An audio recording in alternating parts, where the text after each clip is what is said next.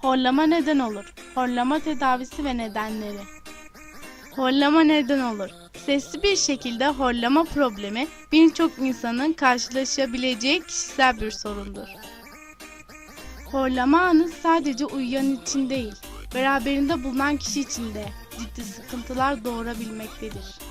Horlama sorununun rahatsız edici bir hal alması çeşitli nedenlerden oluşabilmektedir.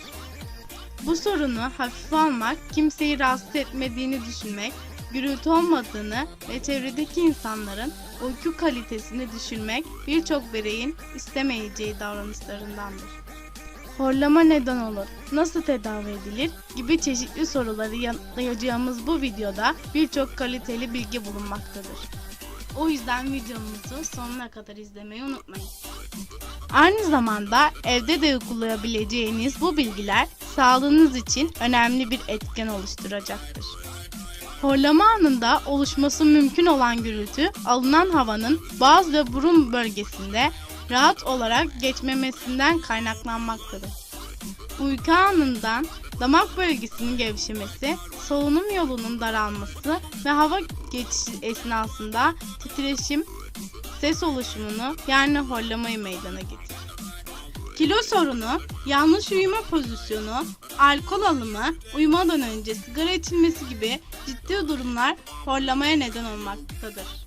Horlamaya çözüm. Horlama tedavisi bulunmayan bir sorun olarak gözükse de hayatınızda ufak değişiklikler meydana getirerek bu sorundan kurtulmanız mümkündür. Horlamaya çözüm olarak önerebilecek ilk durum yatış pozisyonudur. Horladığınızı düşünüyorsanız mümkün olduğunca sırt üstü yatmamaya özen göstermelisiniz. Bunun yanında alkollü bir yaşam tarzını bırakmalı ve mümkün olduğunca az sigara tüketmelisiniz. Horlama tedavisi. Horlama tedavisi tek tip olmayıp birden fazla önerinin bir arada yapılması ile etkili olmaktadır. Bu öneriler: 1. Horlama tedavisi için etkili bir yöntem olan sportif bir yaşama sahip olunması. 2. Uyku ilacı, sakinleştirici ve alerji ilaçlarını bırakmaları. 3. Uykudan 4 saat öncesine kadar alkol tüketimi bırakılmalı. 4. Uykudan 4 saat öncesine kadar ağır besinler tüketilmemeli. 5. Vücudu çok fazla yormamaya dikkat edilmeli.